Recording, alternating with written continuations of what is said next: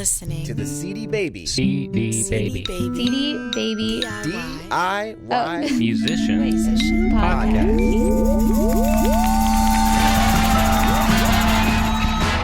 Hey there, and welcome to episode number 152 of the CD Baby DIY Musician Podcast.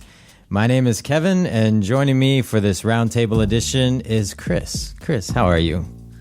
I'm good, although I had a little scare this morning. I am supposed to get on a plane early tomorrow morning to fly to Portland, Oregon, where you are. And it's a United flight, and I saw that United had grounded all of their planes across the whole country. What was that all about? I heard something about that.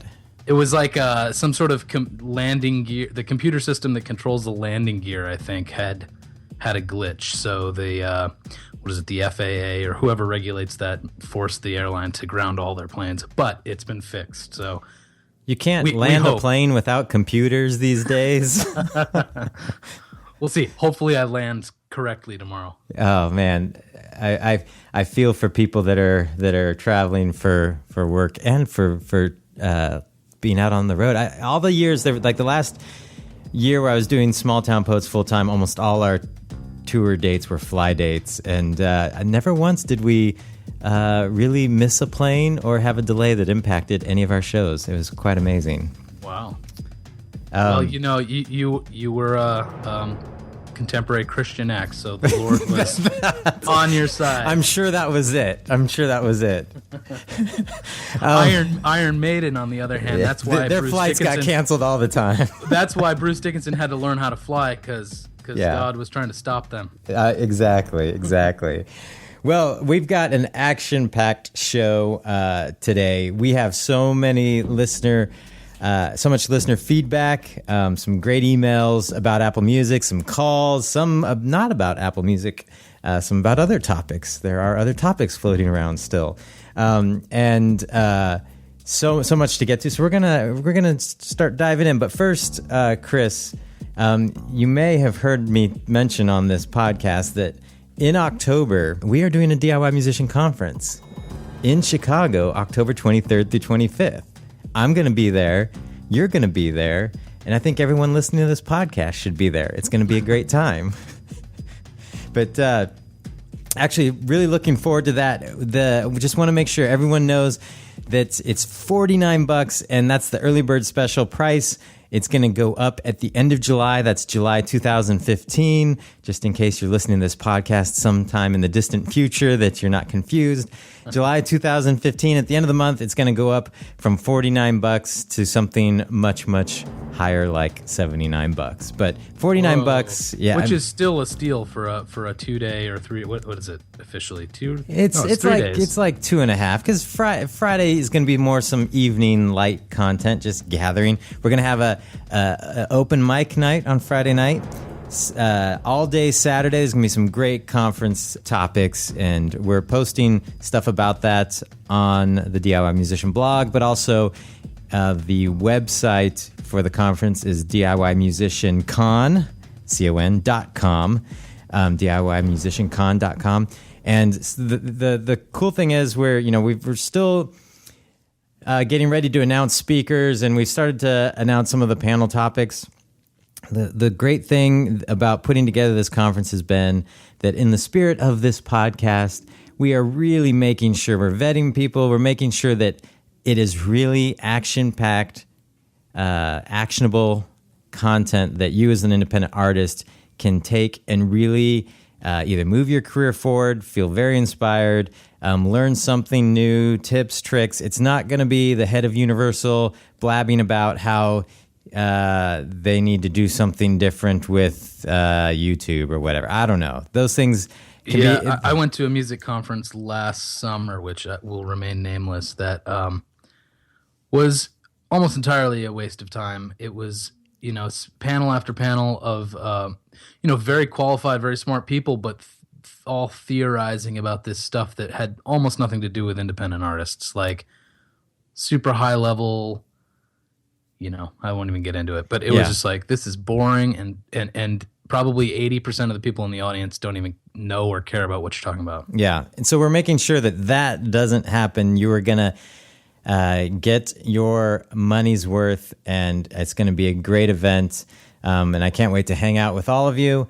And so I mean, it's the cool thing also is that you go to a lot of panels, and it ends up being very lacking, or a lot of conferences very lacking in diversity. And we are making sure that lots of genres are represented. Lots of folks from different cultures and backgrounds and walks of life are going to be there. It's not going to be a conference that ends up on some of those websites out there that make fun of conferences that only have old white dudes speaking on. So lots of diversity, lots of unlike this Roundtable podcast, there will be diversity. There will be diversity. That's right. Hey, we've tried. But I'm really excited because I love, if I hope it's come through in this podcast over the years that I love hearing from other artists. I love hearing different perspectives, how people are pursuing their career. And I think there's so much that we all can learn from each other when we do that. Plus, there's going to be lots of other professionals that are there to teach you and all that. So it's going to be a great event. I'm super excited to announce who's going to be headlining the showcase. I can't announce it just yet, but it's going to be great. And $49. Hope to see you there. And I'm actually headed to Chicago tomorrow to hang out with the good folks of Chicago, just to start, doing a little prep work for the conference. We might be crossing paths in the air then. Are you on a United flight? No, I'm on American. So okay. So you're safe. Yeah, apparently. As far as computers go, I guess I'm safe. So anyway, also want to mention that we have some great sponsors that have really pitched in to make this a great event. That's Berklee College of Music just came on board. Super excited to have them. They're going to be doing some great stuff there at the actual event. We have Rumblefish, who powers our sync licensing program. They're going to be there helping people understand how to take advantage of YouTube and other micro sync licensing opportunities. And Gig Salad, who is a company that helps artists make more money by all sorts of gigs and such. So those and on that topic, I signed up with them recently and created a profile, which takes a long time, but it ended up I had my doubts. It seemed like it was more geared towards weddings and those sort of event type bands. Anyways, I got my first gig offer. It was a wedding, but it was basically the bride wanted me to play one song, and it was like a bunch of money, but it was during this week when I'm going to be in Oregon. Oh, bummer. So I was like, it works. I could have made hundreds and hundreds of dollars for literally playing like 4 minutes. Man, that's cool. I need to sign up with Gig Salad. So check all those companies out. We're super excited to have them on board. And Chris, all the music that, starting with last episode of the podcast and for the next like 8 episodes, all the music in the podcast I'm gonna use to license through Rumblefish. And I haven't picked out the music for this episode yet. So give me a theme or a vibe that I should go for, and I'll go license a bunch of music from Rumblefish to put in this podcast and like just like an adjective for a theme? like what are you feeling when you think about Apple Music, the launch? We're gonna be talking about it. What should we do? Inquisitive. All right, I don't know if they have a category. I don't know. I will do some searching on inquisitive. So all right, if that doesn't work, just use a thesaurus and find a word that does. Okay, will do. All right, well let's get to. We've got lots of stuff to cover, so let's get to it with some news. CD Baby. Music.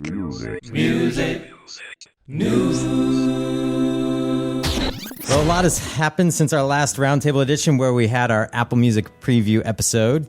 Things like Taylor Swift single-handedly saving the music industry, and Apple Music is now open for business. We'll have all our initial thoughts about the service and our reaction to the events leading up to the launch in our discussion portion of today's show. Well, believe it or not, there is some noteworthy news not pertaining to Apple Music. Videos uploaded directly to Facebook are watched more than 4 billion times a day, according to the social network. Now it wants their uploaders to be able to make money from those videos. The social network is testing a new suggested videos feature in its news feeds, which will see videos from partner publishers and creators recommended to Facebook users, with advertisements running in between them. According to Variety, Facebook will keep 45% of the revenues, with partners taking the other 55%. Fox Sports, the NBA, Hearst, Funny or Die, and Tastemade are among the first partners in that trial, which is currently restricted to Facebook's iPhone app. According to Fortune, ads will only be shown when Facebook mobile users watch multiple suggested videos in a row. Ads will play between videos, and the money will be split between the creators of the videos that came before and after the ad. We've heard constantly from media companies and other video creators that if they were able to make money from their videos, they would publish more, Facebook's vice president of partnerships, Dan Rose, said. Rumors are also flying that Facebook is in talks with the major labels to also monetize the music used in videos in a similar fashion to YouTube. We'll keep you posted with details as we have them. Only one more news item for today, since we have lots of discussion ahead. In sort of a news of the weird, maybe, Microsoft has rebranded its Xbox Music app as Groove Music, promising a catalog of over 40 million tracks and music for everything you do. The platform has been distancing itself from Microsoft's video gaming brand as a part of a new Windows 10 update. The same is true for Xbox Video, which has also been renamed to Movies and TV, moves which Microsoft says will make content more identifiable for our broad customer base. The change to the platform will launch first on Windows 10 PCs before rolling out to other Microsoft devices over the coming months. And that's the news I've got for today. That Microsoft rebranding of Xbox Music seemed like a curveball, and I don't know if it seemed like the best week for them to make that announcement. Yeah, and I don't own a PC. I don't own an Xbox. I'm like so out of that world that I actually don't even have a good sense of what effect that will have. Like, to just sort of at the surface, I think Xbox is such a brand that why would you change away from that brand name recognition? But what do I know? I don't use PCs or Xboxes, so. Yeah. Partly for, maybe might come up a little bit again in the discussion, but I will say that Xbox Music by far pays out the most for streaming from what I've seen. And part of it is because they bundle it into certain packages, so a lot of people pay for it but don't actually stream the music, so the music that is streamed gets a higher payout rate. So it's just I want Xbox, well, now Groove Music, to do well. I hope this means that they're doubling down on it and not just trying to have a knee-jerk reaction to Apple Music. It's the timing of the announcement kind of seemed like hey, we're still here, let's do something. Right. Moving to Facebook, I have to say, this is an interesting development. But I'm not a big Facebook user. I tend to find myself checking it out a little bit more around the holidays, things like the July 4th holiday that just happened here in the United States. And, other times like Christmas or whatever, when I know people are traveling or, just doing family events or whatever, that they're posting stuff there more. But it's becoming harder and harder to make any sense of the Facebook feed. On the 4th of July, I had a video featured to me that was either from last 4th of July or the year before about a drone flying through fireworks that I saw very prominently the previous year on Facebook that everyone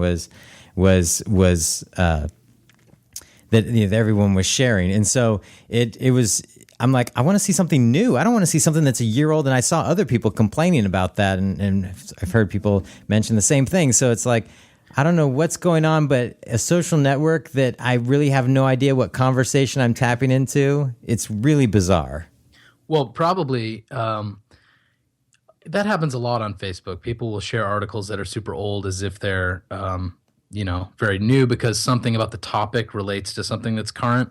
And then suddenly people start sharing it because they don't investigate it enough to know that it's old.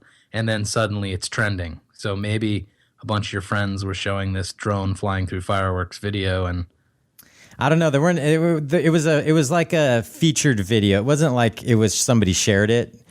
So it was weird. The other thing that happened is like there was a celebrity, was it Andy Griffith, who died like 2 years ago, but because of the Facebook feed, suddenly on the anniversary of his death was featuring all these stories about him dying. I saw people posting on Twitter, Andy Griffith died today, and then all these people retracting, sorry, that happened 2 years ago. Thanks, Facebook. So weird. So anyway, the video monetization, I think, it feels like Facebook's trying to decide which way they should go. If they want to become a video site, I think, lots of videos are being used there. They certainly feature more videos in the feed than anything else. If you're an artist and you're trying to get your content to be featured more naturally without having to pay for it, video is the way to go. Uploading it directly to Facebook, not just posting YouTube links. So they're trying to get people to just engage with Facebook on video and not just as, posting YouTube links. So we'll see what happens. I haven't heard much about the monetization of music. I'm sure we will shortly, and we'll keep you posted. it seems like with Facebook, it's not like they're having a comeback because they never really went anywhere. I don't know in terms of their users, what their user numbers are, but it definitely seems like users have adjusted to the idea of, well, I guess I should say artists have adjusted to the idea that you're going to have to pay to reach your fans. It's like the way that Facebook is now set up, I hear way less complaining about it. I don't know if that's true in your... Yeah, I don't know if people have just... I don't hear as many people complain about it, but I don't know if people are maybe just don't care as much anymore. I don't know. No. Yeah, I mean, I see tons of friends, bands, and labels that I know sponsoring posts, and so obviously they're getting on board and they're using it for what they can use it for. Whereas a year ago it was all about like no one's going to use Facebook, no musicians should be there, blah blah blah. But yeah, we've acquiesced, I guess. Yeah, and I've heard a lot of people, especially some of the younger artists, talk more about Snapchat. I'm not really into Snapchat. I've tried it out. I'm not. I don't know. I just don't care to try and start up another account at another site. I'm still holding on to my MySpace account, Chris. They're gonna come back a third time. That's right, and I'll be there. No, I think they cleared out everybody's data a while back. Well, let's get to the news of the day and Apple Music launch. Lots of artist feedback on that and people's opinions, frustrations, excitement. And I'm looking at Twitter right now because I posted something on Twitter as we started recording for people to weigh in over Twitter on the topic. And there's some commenting happening that we will get to. But Chris, what's your initial take? It's out there. No more speculation. Whether it's going to save the music industry, kill the music industry, we can now use it and make our own opinions. What do you think? Okay, so the convoluted answer is I'm a little bit conflicted about it as it exists right now. At first, I really loved it. I love it as a user. I guess I should say that. As someone who wants to listen to music, I love it. It is linked to my listening history. I can access all the things I have in my iTunes catalog or my iTunes library through it. It seems way more intuitive to me than I've read a lot of reports of people saying it's not intuitive. I found it very intuitive. Now, as an artist, the whole Connect thing is a little bit, I won't say it's a dud, but it's certainly harder to access and use to share content with your fans. So that's the part that's a little like, I don't know. But at the end of the day, I'm still excited about it. And every time Apple launches a new product, there's always kinks to work out. And as people subscribe, they're going to have even more motivation to improve the service. So I'm still excited. And I still think, yes, it might be the tipping point to maybe not save the music industry, but make the music industry enter the moment and find out how to equitably monetize music for artists. Oh, that was well said. Very well said. My initial take was one, I like the app. It does take some getting used to figure out where things are. I do like the way they're recommending playlists. That is one thing, everybody talks about, playlisting and playlisting. That's the wave of the future is, and we probably need to talk more about that on the podcast about how to get your fans to create playlists, include your music and strategies around that. But anyway, so we get a lot of people have been talking about playlisting and how that was going to be a key feature of curated by humans in this new Apple Music app. And so before the launch, I went over to Spotify and I'm like, okay, there's a bunch of playlists here that they recommend. I'm gonna go ahead and dig into these and try them out. And I thought the playlisting on Spotify, the songs that were coming up, I thought were terrible. I mean, I was like, I don't know who's putting these together, but I'm really finding these playlists to be objectionable and not very well relating to what, like, there was like one summer driving music and I would be like, are you kidding me? You must not live. I mean, when I think of like summer driving music, I think of some very specific things. And what was coming up did not inspire me to think of summer or driving. You were thinking of going like 60 miles an hour through like a country road, and they were thinking of like traffic in New York. Yeah, stuck in traffic in New York trying to cross the Washington Bridge or something. I don't know.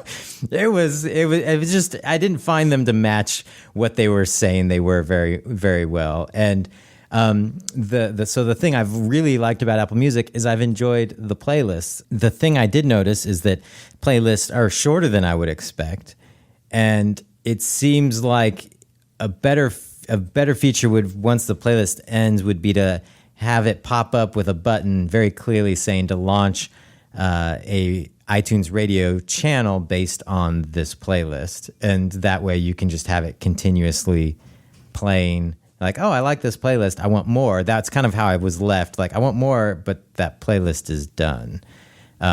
So, I've enjoyed that aspect of it. The Connect portion, I opened up Connect, and this was, several hours after it had launched, and there was already like some random posts by major label artists that probably were preloaded in there to have something when it launched. So no engagement. The post seemed not to be taking advantage of any of the features that they were going on and on about being able to post video and links and all that kind of stuff. They seemed like, I keep getting this post by Muse, the band Muse, that just basically says, we have a new album out, and it seems very automated. And so I have a feeling there's some of that going on in order to make it feel like something's happening. And I found myself going, this is why indie artists are more interesting to follow than major label artists, because when you follow major label artists still on most social platforms, for the most part, a lot of them seem very controlled, probably not the actual artist doing the work, and it just doesn't feel real or engaging, where I find that a lot of independent artists, they really need to and want to connect with their fans over these platforms, so they put a lot of effort into it, and it's more entertaining. So I found myself trying to find independent artists, and there's some ways to help you follow folks. I found it challenging to dig down in there. You start after just searching for people. And so I think it still has a ways to go. It's the social network where it's only a certain select few being able to post still hits me as strange. And that was kind of like the issue with Ping, is that it was only a select few people that could post. And so it's like, it's not engaging for music fans that want to post stuff, because they can't have accounts where they post stuff. And once I started getting into it, I found actually the most interesting feeds to follow was the Apple Music Alternative or Apple Music Rock, or because they were posting out, hey, here's some tracks by this band that's got a new album coming out. I'm like, hey, that's actually interesting to me. Muse telling me that they've got a new album out over and over again on repeat isn't interesting to me. Sure. So, I mean, one thing that made the launch a little strange in terms of Connect is that and I don't think they've changed it. I think it's still the situation where you have to post from your phone or from an iOS device. Correct me if you. No, that's I'm wrong, everything I've heard so far. That's correct. And then you, in order to access Apple Music on your desktop, you needed the latest version of iTunes. And when they first launched Apple Music, the latest version of iTunes was not yet available. So I don't know if it was later that day or early the next morning, they finally published the iTunes 12.2. So there was a day lag in even being able to people to access it on their desktop.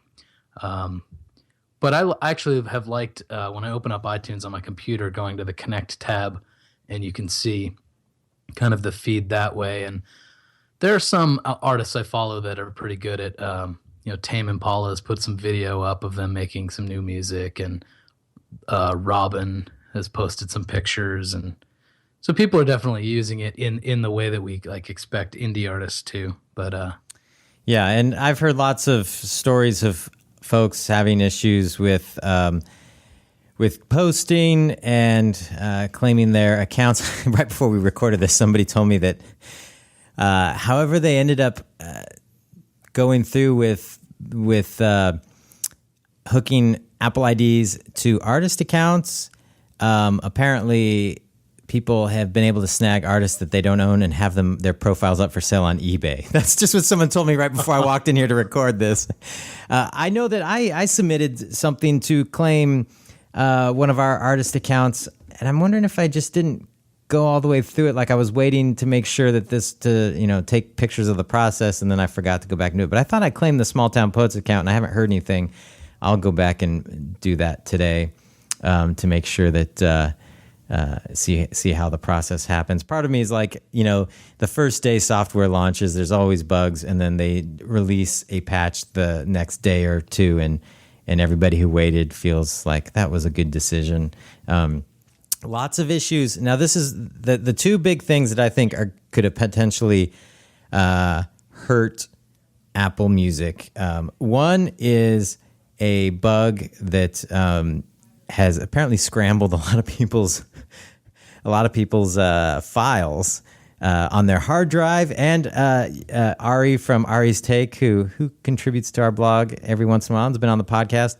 He emailed me. He's like, "Hey, are my tracks okay on your end? Because they're all messed up on mine." Like, he'll be on Apple Music, and the tracks are swapped on his phone on the Apple Music side, so it should be streaming from Apple and not be the stuff that's on his phone locally or on his hard drive. And I went and looked, and they were perfectly fine on our end, and they matched up right. But on his end, they're all messed up. So like the software is like mixing things and getting creative with your music files. And do you know for certain that he was not accessing that batch of tunes from the My Music? Yeah, I mean, he did multiple tests. I trust him that he was operating it correctly. He had some screenshots and stuff. He actually posted on it about it on Digital Music News. So there's that issue that's happening. But to me, what that points to is a bigger issue that I am still surprised that the tech world has not solved. And it seems like the direction that most companies are headed is actually making things worse. And that is with file management.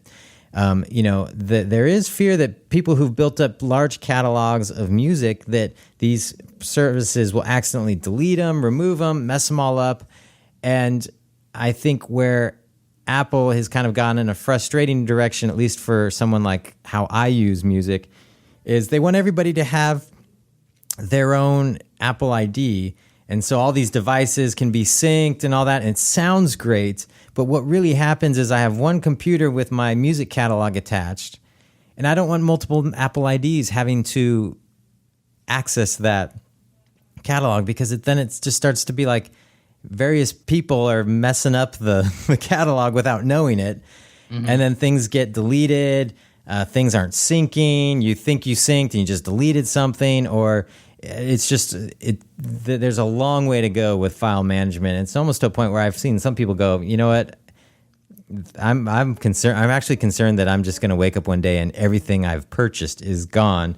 I'm fine with, paying a monthly fee to just have access to music I don't own, but that doesn't mean I want you to delete everything I do own or magically convert it when I didn't tell you to certain things. So that's one issue that I think is coming to the forefront in this whole launch. The other is, I think, the hidden sort of streaming music tax.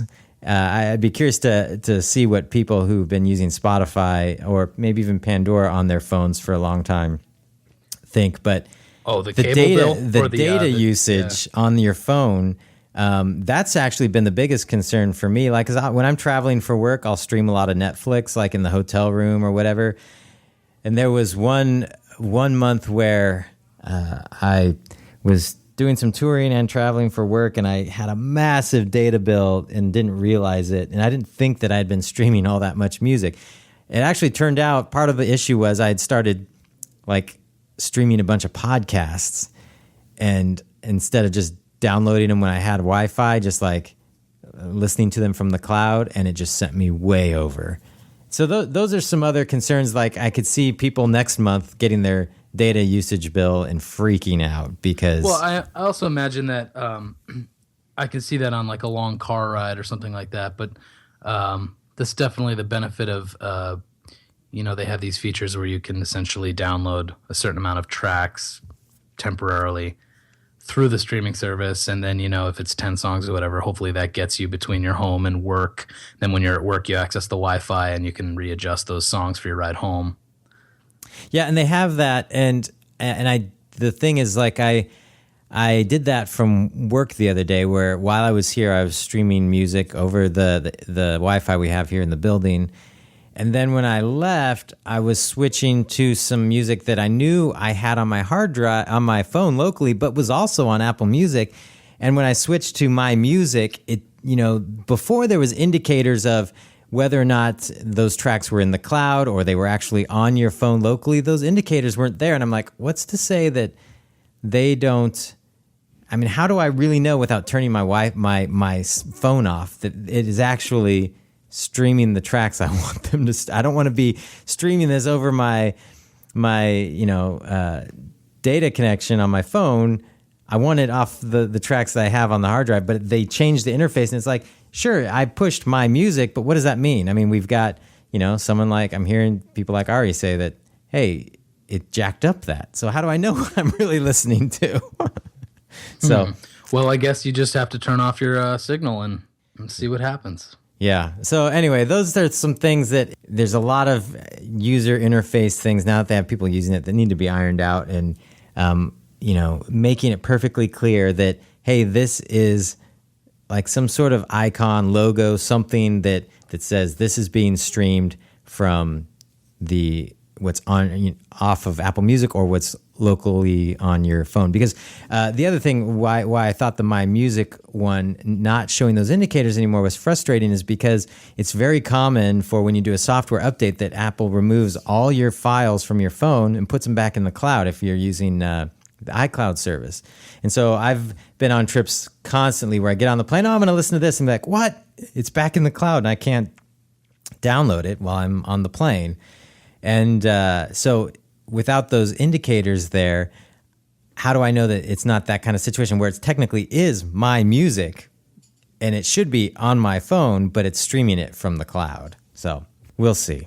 That was my biggest frustration with it. I'm enjoying the discovery aspect of it. I hope they continue to enhance that. I hope they enhance it with more automated features. The playlists that seem to be curated by actual individuals are cool, and I'd like to see a lot more automated stuff where trigger playlists based on this track, kind of thing. One thing we haven't mentioned too is Siri. I mean, that's a pretty cool thing. You just talk to your phone and say, "Hey, play me," whatever. Play Tame Impala's latest album on Apple Music, and up it comes. So, or you can even get some, play me the best dance songs from 1985 or something, and it's another great interactive discovery element. Yeah, and that's I think one of the things that I think will be a very cool, useful feature, like that they demoed, like play the track from this TV show that I just saw on ABC, kind of thing. Oh, another thing I thought of. I'm not sure if you said this, but in Apple Music trying to be such a engine for discovery and for sort of customizing playlists and whatnot to your taste, like it's probably worth pointing out it's a brand new service. It hasn't had as much time as a similar service to learn your tastes and kind of get smarter about it. So a year from now, it might be all ironed out. Yeah, and they are all in on this. I don't think this is it's not a oh well we tried type situation, and so they're all in on this. They're going to make it work, and it's gonna be around for the long haul. So there's no backing down now. So it's funny, there's a lot of haters in the press just saying things like this is, they botched the launch, it's all over, it's done. And it's like people just love being the negative voice out there on the web. Like it gives them some sort of credibility to armchair quarterback some obvious things that it's just, I don't know. It's just funny. I'm with you. I don't understand when people a lot of the negativity about this. But. Well, there's people that some bloggers out there in the music business space that they never say anything good about anything, and I'm like, you lose all credibility with me. It's easy to sit there and say that they could have done this or that better. It's not easy to launch a product. I can say from working here, there's lots of moving parts, and it's not easy, and things will never go 100% perfectly. So, one thing we should mention before we move on the DIY Musician blog, there are lots of recent articles about this, and one of them is how to post updates on Connect. So if you're struggling with that on your phone, check that article out. Yeah, and that was funny because I was talking to an artist last night who was having some issues posting content, and for some reason, I was trying to leave a comment on his feed, and I would push the comment. It would show me comments, but the little window to leave a comment wasn't popping up. I'm like, how the heck do you leave a comment? And then finally I closed the app and opened it up and it was working. So there's still little bugs like that going on. Well, we got a lot of, we got calls, we got some emails, and I want to get to them. So first off, I want to say, if you want to weigh in about your experience with Apple Music, what you think, thoughts, comments, our listener line is 360-524-2209.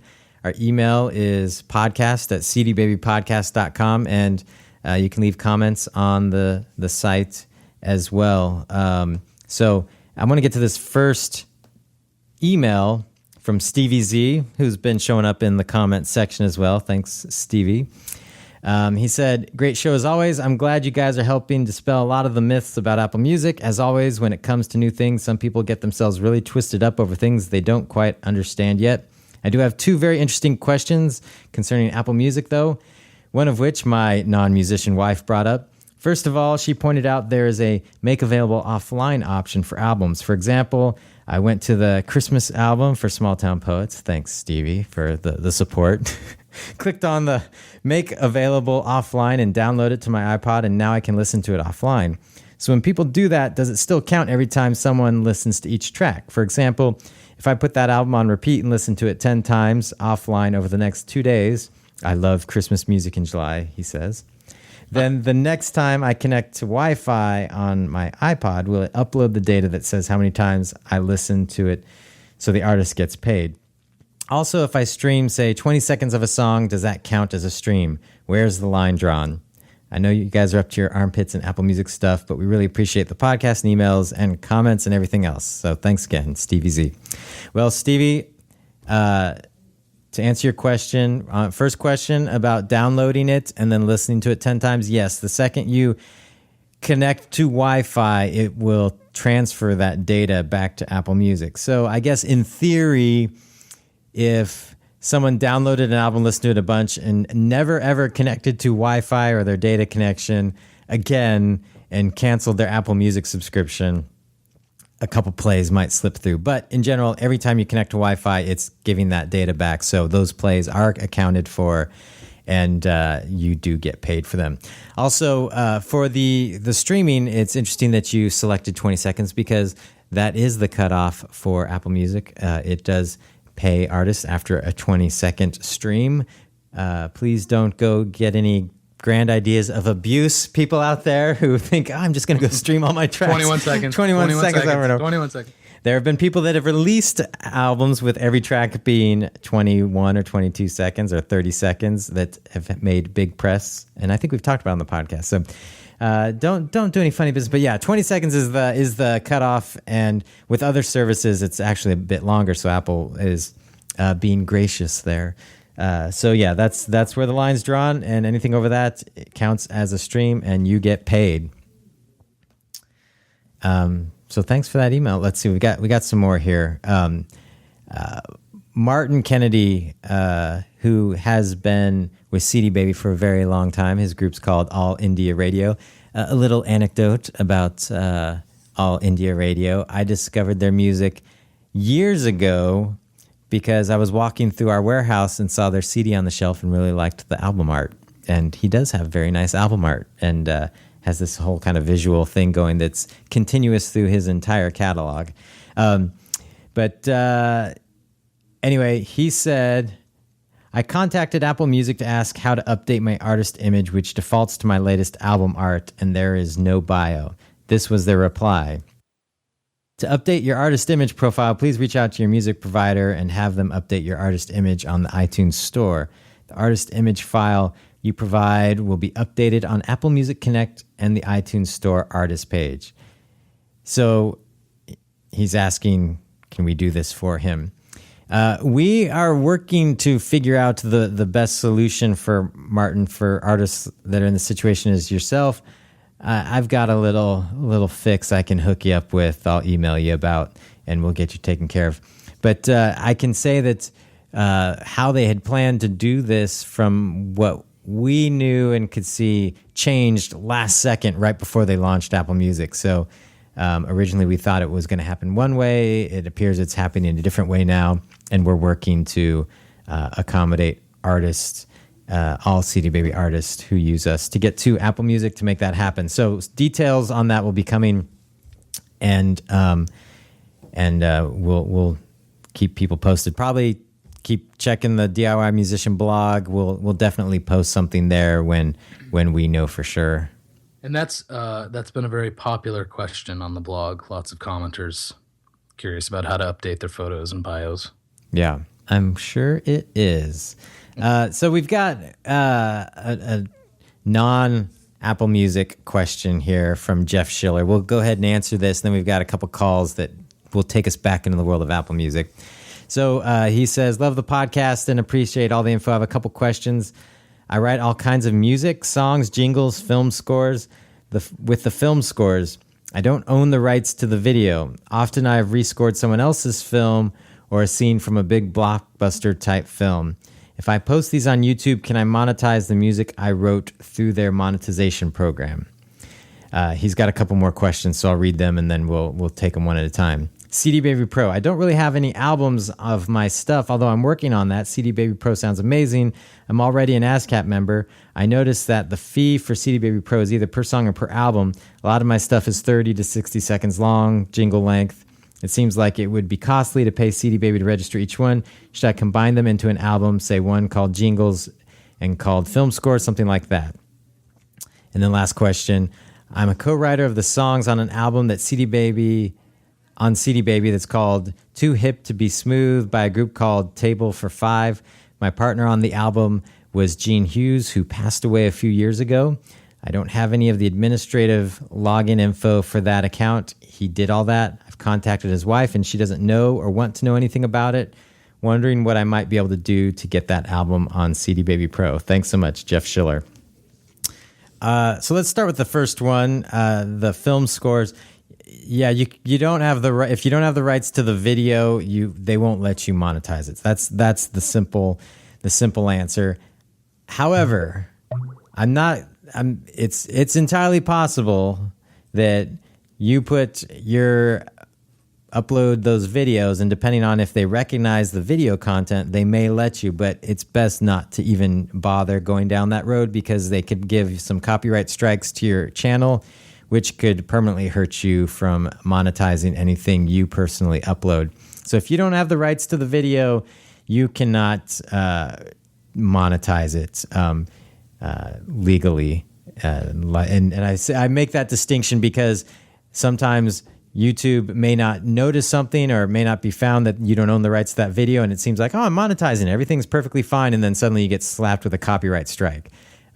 So usually the system catches up with you, and so if you don't own the video or don't have permission to use the video, don't. But create your own what do they call them? Album track videos. Yeah, the interesting thing with this scenario that I would recommend for Jeff is that he's writing songs and jingles, and so whatever keywords he's using that people would find anyway, keep using those same keywords. You can put in the description that you wrote it in a response to this film, and use a photo or something instead. But yeah, using that footage is going to be a copyright strike. With CD Baby Pro, the best thing to do in your situation would be, like you say, you can make an album of like 50 tracks and release it as one album, title it like you said,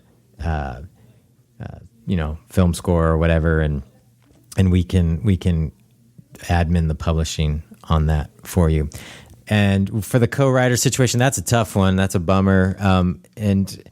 Believe it or not, we hear that kind of scenario more often than you would think. But when we've got over 400,000 artists using our service, that happens. That scenario where someone, part of the group, has passed away, and whether it be an estate trying to sort out all their stuff, or like your situation, a co-writer. That one's going to be a challenge. I mean, there's a way for us to help you out. You're going to have to contact us here, and we can help you out directly.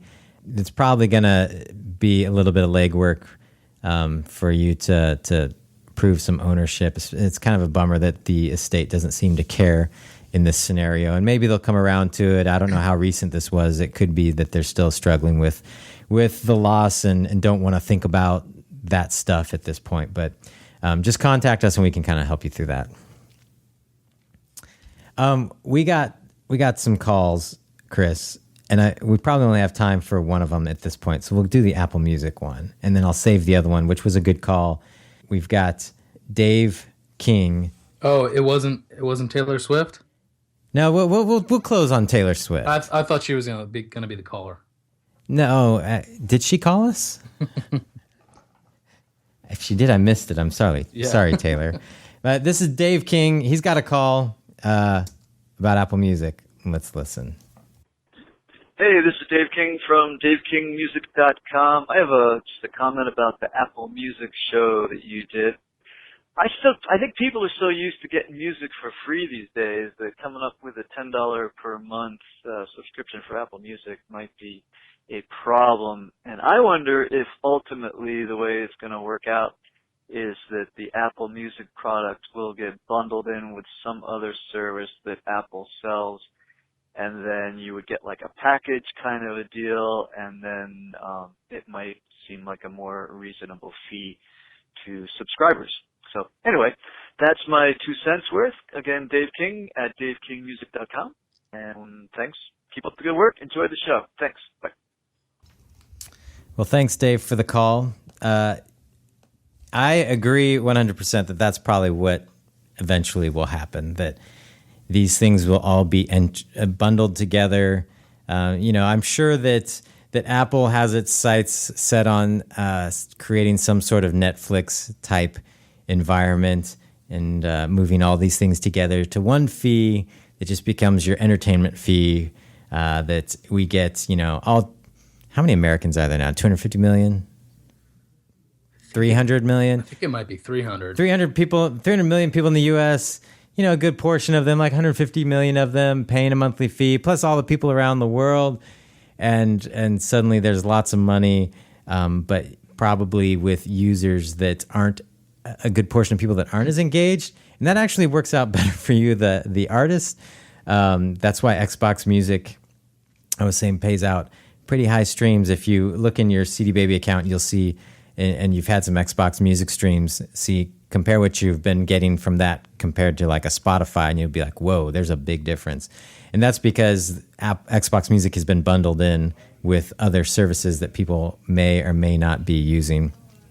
So, well, another element I think is like the responsibility is still on the industry and artists to remind folks that like you're going to spend $9.99 on lunch one day, or like 2 cups of coffee from Starbucks, and how much, that's one meal that's gone, and how much more valuable is a song or an artist or an album that you love and you listen to forever. Like, so maybe that's naive of me to say, but I think like we're just going to have to get back to convincing people it's worth it to pay for music. Yeah, and I don't know, if he said people are used to getting it for free. I don't know that I'm used to getting it for free. I definitely know that it's an option, and there's services out there like Noise Trade, and I think Noise Trade is a great tool to help you build your list. But this week, the past couple weeks after getting their emails, I was wondering if services like that, while they do help you build your list, are they training people the wrong way at this point? It's like I get free music constantly, as opposed to here's some tracks, and how you can, supporting the artist is kind of like beside the point. And they do have some nice features. I'm a fan of Noise Trade. I don't necessarily go, I'm used to getting it for free, but I definitely know, hey, there might be a free option for this album, especially independent music. They've been trained to just make it for free because nobody cares, certain aspects. I've been hearing that more from people. And I'm like, I don't know if that's as much, the artist not feeling like, hey, this has value, and my fans will pay for it if I ask them to, and just not giving up and assuming that everyone's going to make it for free. And I know that with millennials and people that are younger, their perception on technology and music is different than an old guy like me. So, well, I mean, I think Apple Music with the forced subscription model is an interesting bridge between, like, you're paying a little bit a month for the access to all this music that's out there, and then in terms of monetizing individual interactions with music, beyond that basic subscription, then it's just the artist inviting you to spend time with their music. No one's forcing you to buy a $15 album just for a couple songs. And yet there's this sort of baseline, what would you call it? Like an admission that this access is worth something to me. So I'm just going to pay $9.99 and then I get to listen to what I want. Which I think I like it as a good compromise between the like totally free world and the world where you had to pay for everything individually. Yeah, the music industry did make tons of money for years and years and years off of people wanting one song off an album. I mean, and it was pretty common, even, when I was in Nashville going to college and then signed to a label, that you would hear people say, all I need is one song to sell this album. And what they're saying is the rest could be, I've literally seen situations where like the rest could be crap and that nobody will ever want to listen to, but they'll go pay $15.95 for this album and we'll make a pile of cash because of this one song. And I've experienced buying an album like that where you're like, clearly they did not care. And it sucks. As a fan, it does not make you a fan of the artist anymore.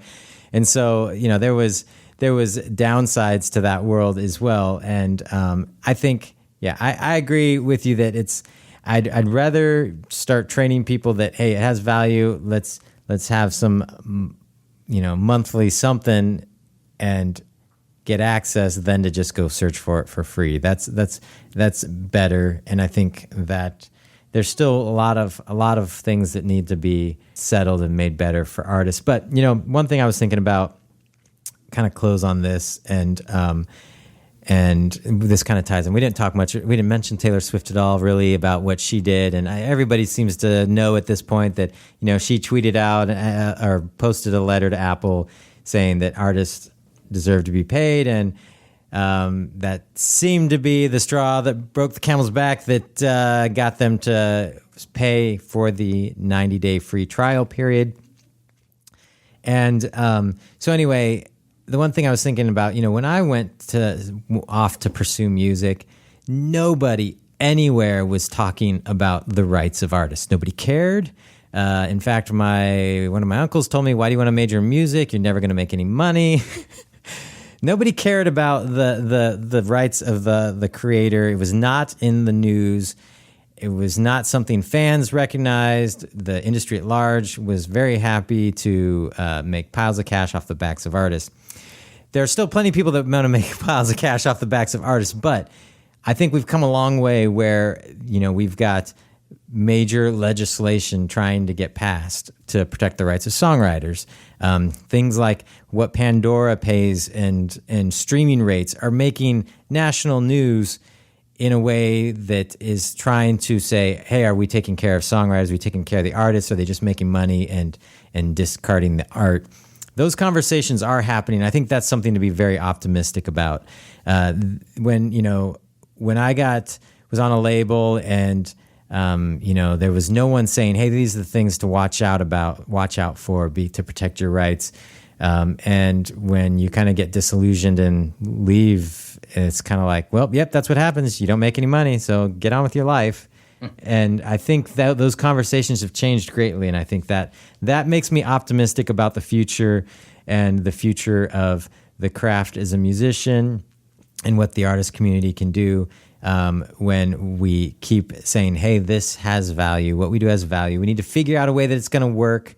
Technology has changed the equation, but it wasn't rosy back in the day, in the 80s or 90s either. So yeah, I was going to say, for anyone who's nostalgic about the good old days when you were guaranteed fame and fortune from your music, go listen to our episode about the Steve Albini keynote speech he gave late last year. Yeah, and the idea of the dialogue amongst people that don't normally live in the music business space is about, hey, music songwriters have rights, they're being trampled on, music has value, and we just need to keep that conversation going, and eventually I think we'll end up where we need to be. I think that's something to be very optimistic about. So, and that, some folks like Taylor Swift, whether you think it was a gimmick or what, or yeah, when the biggest artist around actually says something, people take notice. Well, that's a start. A lot of them are happy to go quietly and collect their checks and not take a stand for anything. So it's whether it's a gimmick or it was from the heart. It's, I think, getting people to realize where the state of the industry is and how we can make it a better place. So, and I've been watching a lot of Silicon Valley, the TV show. So it's all about making the world a better place. Have you seen that show? I've seen the first episode. They make fun of how everybody presents their app and kind of like ties up the pitch with making the world a better place. I watched the first episode with my wife, and I loved it, and she hated it. So we have not made it to the second. Oh man, you got it, seriously. Not safe, not family friendly whatsoever, but hysterical nonetheless. So don't turn it on saying Kevin said from the CD Baby said this is a great show, and turn it on with your kids and be mad at me. I've warned you. It is not, but it is very funny with the sort of tech culture. So, all right. If you want to weigh in, our number again is 360-524-2209. Call in. I think it'll cut you off after 2 minutes, so try and keep your question as brief as you can. And we still have some more calls we weren't able to get to that I'll play next time. Weigh in on the podcast show notes. Email us, podcast@cdbabypodcast.com. And DIY Musician Conference coming up in October. Get your tickets now at DIYmusiciancon.com. And thanks again to Rumblefish for all the amazing music in this episode. What was this? What was the theme again, Chris? Inquisitiveness. Inquisitiveness. All right. I don't even know if that's a word, but I don't. It sounds like a word. It's probably an app name somewhere.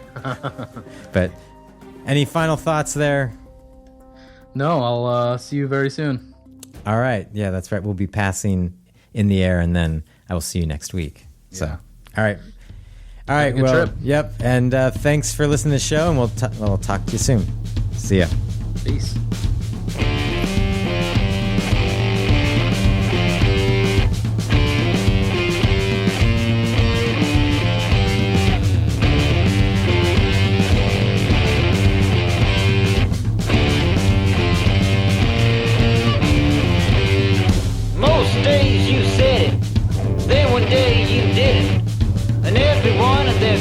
tell you this time you met it. I tried to fry your mind, I tried to turn you around, but on top of all almighty pride, you went and knocked things down.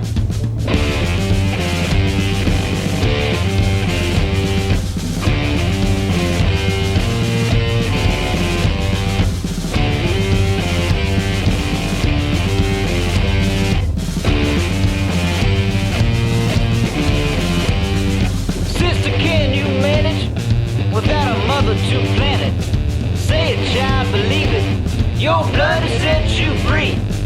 I can tell you're mad inside that you lost your planet. Sleep alone, that's Saturn sign, but I'm always here if you need it.